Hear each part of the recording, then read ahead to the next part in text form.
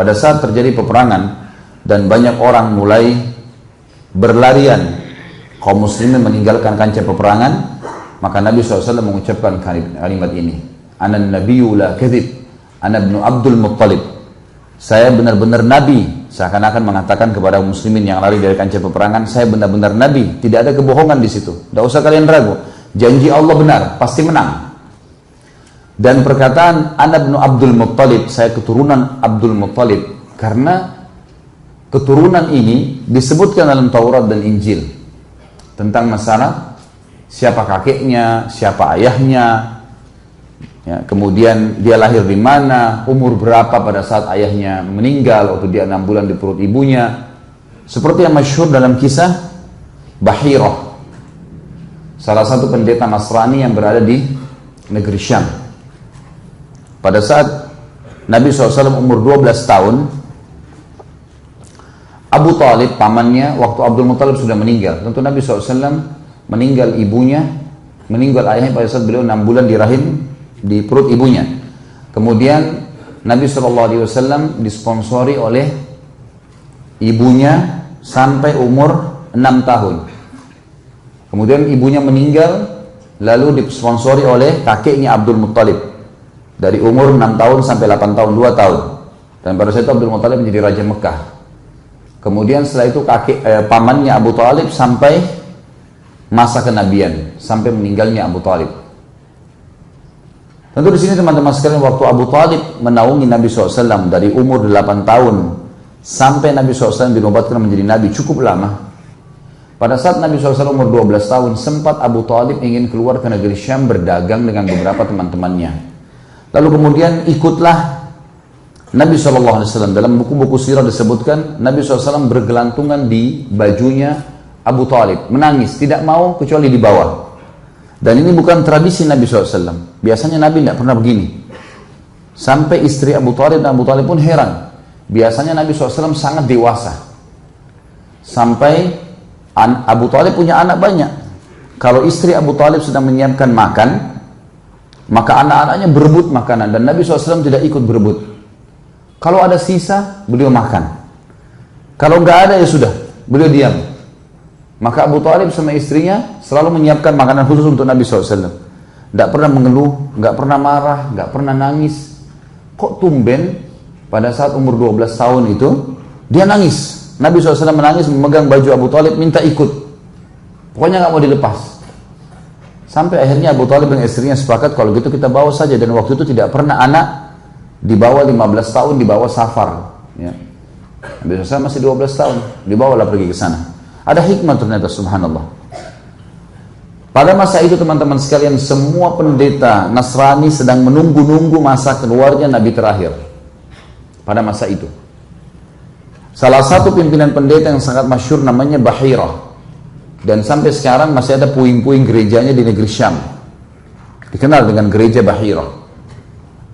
Bahirah ini, dia selalu memperhatikan dari jendela gerejanya kafilah-kafilah dari negeri Arab kalau lewat. Karena dia tahu dari Jazirah Arab itu Nabi terakhir. Kemudian ditunggulah kafilah-kafilah itu lewat. Sebagaimana juga saya jelaskan kalau tidak salah pertemuan yang lalu, nama Nabi Muhammad SAW, Muhammad sendiri itu dari kitab Taurat dan Injil. Dan Abdul Muttalib mendapatkan dari seorang pendeta Nasrani juga.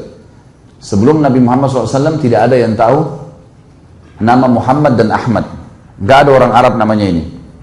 Ini diambil dari kitab Injil. Karena pendeta pernah berkata kepada Abdul Muttalib waktu ketemu dengan Abdul Muttalib, kakek Nabi ya. Sebentar kita kembali ke kisah Abu Talib.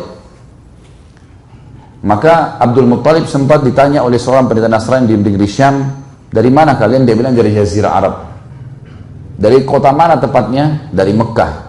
Kata pendeta itu, akan keluar dari kota kalian Nabi terakhir yang kami semua menunggunya, dan namanya Muhammad. Orang tidak ada yang tahu nama Muhammad orang Arab pada saat itu, walaupun maknanya bagus. Muhammad dan Ahmad sama, artinya terpuji. Seperti kalau kita baca Alhamdulillah, Alhamdulillah, Yahmadu artinya terpuji.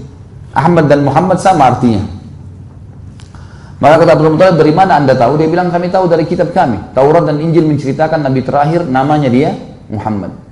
Maka Abdul Muttalib pun pulang bersama dengan 3 orang temannya. Kalau teman-teman ikuti di sirah, saya panjang lebar ceritakan tentang siapa saja nama teman Abdul Muttalib, dan akhirnya dia pulang dan mereka sepakat siapa yang dikaruniai anak pertama laki-laki atau cucu pertama laki-laki, mereka akan memberikan nama Muhammad. Dan pada saat itulah yang paling pertama menemukan cucu adalah Abdul Muttalib, dan beliau memberikan nama Muhammad. Ini rahasia nama Nabi Muhammad SAW. Belum saya jelaskan ya? Walaupun sudah, anggap belum. Sudah jadi kebiasaan. Baik, kita kembali kepada kisah Abu Talib tadi. Akhirnya Abu Talib ini lewat di depan, kafilahnya lewat di depan gerejanya Bahira. Tepatnya istirahat di depan situ.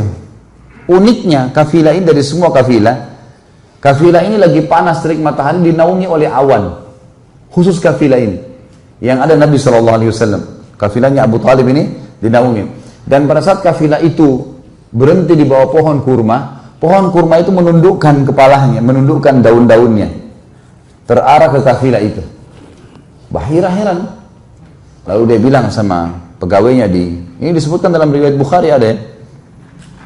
Maka dia bilang sama staf-stafnya di gereja, undang kafilah ini secara khusus makan.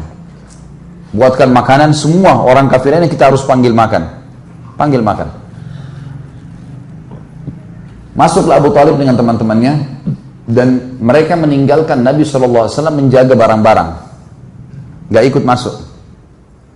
Bahira waktu hidangkan makan, orang-orang Arab ini pada makan semua, mereka tidak tahu kenapa diundang. Bahira melihat muka satu persatu, gak ada ciri yang dia mau cari. Dia tanya, masih ada gak dari orang kafilah yang tidak ikut? Kata mereka, masih ada, anak kecil, kami tinggalkan di luar. Kata Bahira, izinkan saya ketemu dengan dia? Kata mereka, silahkan. Pergilah Bahira bertemu dengan Nabi SAW. Lalu dipanggil Nabi SAW masuk ke dalam.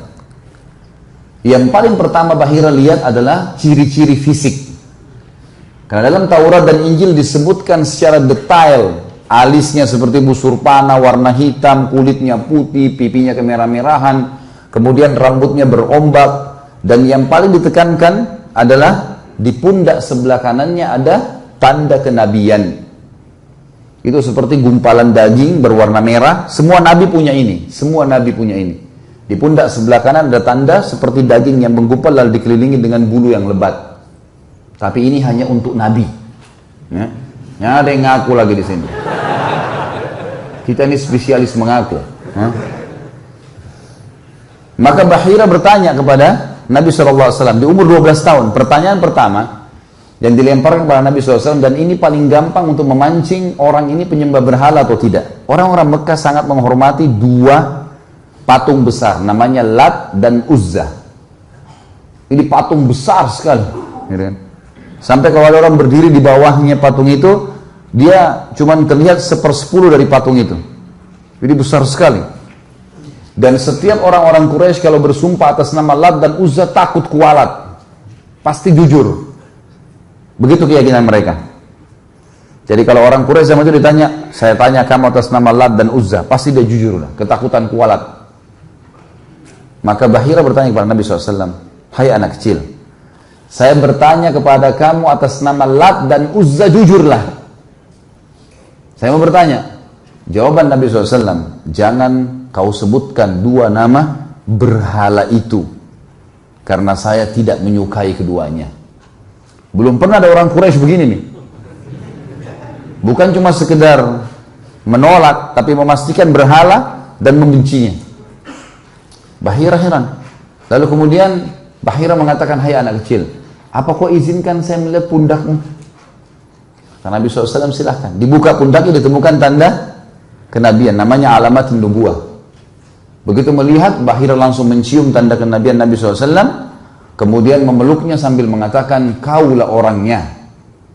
Ini riwayat sahih. Lalu Bahira membawa Nabi SAW masuk ke dalam. Tradisi orang Arab Quraisy pada saat itu, aib, memalukan kalau anak kecil ikut makan sama orang besar. Entah di Indonesia ada nggak tradisi ini. Jadi anak kecil disuruh makan terakhir. Kalau ada sisa, nggak boleh campur sama orang besar. Tapi kita harus tahu sunnah Nabi SAW terbalik. Anak kecil diikutkan makan. Sampai Nabi SAW setiap habis sholat berjamaah 5 waktu, tradisinya selalu minum susu kambing. Makanya antum harus siapin susu kambing ini. Setiap habis sholat 5 waktu siapin susu kambing. Dan beliau meminum di wadah yang dituang, dan wadah ini dikeroyokin rame-rame. Nabi SAW minum, nanti sahabat di sebelah minum terus keliling. Satu wadah itu untuk menjalin ukhuwah gitu. Maka biasanya yang duduk di sebelah kanan Nabi itu selalu orang yang pertama Nabi kasih. Satu waktu pernah ada beberapa sahabat Nabi yang kecil berebut duduk di sebelah kanan Nabi. Walaupun orang-orang yang sudah tua suruh pergi, nggak mau mereka. Kata Nabi SAW, biarkan. Duduklah. Begitu dituang susu, Nabi SAW sudah minum, Nabi bercanda sama mereka yang kecil-kecil ini. Wahai pejuang-pejuang Islam, mau nggak kalian kalau saya kasih susu ini kepada orang-orang tua itu dulu? Kata mereka, tidak ya Rasulullah. Jadi anak-anak kecil diikutkan minum bersama orang tua. Baru mereka minum, kemudian diberikan kepada orang-orang tua. Itu tradisi kalau dimakan dan minum ya, jangan dibiarkan. Ini cerita kata Bahira, kenapa kalian tidak ajak makan orang ini, anak ini? Mereka bilang ini anak kecil. Kata Bahira, siapa walinya anak ini? Wali, bukan orang tua ditanya. Wali itu berarti penaungnya. Kata Abu Talib, saya ayahnya. Kata Bahira apa? Kau dusta. Nggak mungkin anak ini punya ayah. Anak ini ayahnya sudah mati pada saat dia umur 6 bulan di perut ibunya. Ibunya meninggal pada saat dia umur 6 tahun. Kakeknya menaungi dia 2 tahun sampai 8 tahun. Kalaupun kau benar walinya, kau adalah pamannya. Bahira tahu ciri-cirinya. Abu Talib heran. Dari mana anda tahu? Diambilkan kitab Injil. Di sini disebutkan. Anakmu ini, ponakanmu ini adalah nabi yang ditunggu-tunggu oleh seluruh ahli kitab. Tapi bawa pulang dia sekarang ke Mekah. Karena kalau orang Yahudi tahu dia turunan Arab, maka dia akan dibunuh. Nah, orang-orang Yahudi mau dari turunan Bani Israel. Tentu kedustaan ya. Karena Nabi Isa pun dari Bani Israel, tapi orang Yahudi tidak beriman. Itu kebohongan, tapi begitulah. Akhirnya Abu Talib membawa pulang Nabi SAW ke Mekah dalam kondisi ketakutan. Tapi ini informasi, contoh saja. Ya. Kalau sebenarnya baginda Nabi SAW memang Nabi, dan perkataan mengatakan Ana ibnu Abdul Muttalib, ini menjelaskan kepada ahli kitab, saya benar-benar Nabi yang kalian tunggu. Karena nama Abdul Muttalib ini tersebutkan di dalam kitab mereka. Juga dalam sabda beliau yang lain, Inni Abdullahi wa khatamun nabiyyin wa inna Adama lamunjadilun fi tinatihi. Hadis ini juga hadis sahih riwayat Bukhari dan Ibnu Hibban. Sesungguhnya aku adalah seorang hamba Allah dan penutup para nabi, dan sesungguhnya Nabi Adam masih terletak di tanah. Maksudnya adalah saya dinobatkan menjadi nabi sudah dari dulu. Waktu Nabi Adam masih dalam bentuk tanah, belum dibuat oleh Allah Subhanahu wa Ta'ala, sudah takdirnya begitu. Ini menandakan penutupan risalah Nabi Muhammad SAW bukan hal yang baru. Dan semua yang mengaku kalau ada Nabi setelah Nabi SAW adalah dusta. Dan ulama tidak meragukan kekufuran mereka karena mereka memungkiri penyampaian baginda Nabi SAW bahwasanya tidak ada Nabi setelahku. Seperti kasus Ahmadiyah dan yang sejenisnya. Mereka mengatakan ada Nabi setelah Muhammad SAW. Dan mereka mengalihkan makna wa khataman nabiyyin, penutup para nabi. Mereka bilang khatam itu adalah cincin. Subhanallah, kalau mereka faham bahasa Arab, mereka tidak akan ucapkan kalimat itu. Saya pernah berbicara dengan salah seorang di antara mereka di kota Makassar waktu itu. Dia jelaskan, dia bilang kan khatam itu dalam bahasa Arab cincin, tidak harus penutup. Saya bilang kalau anda faham bahasa Arab, anda tidak akan ucapkan itu.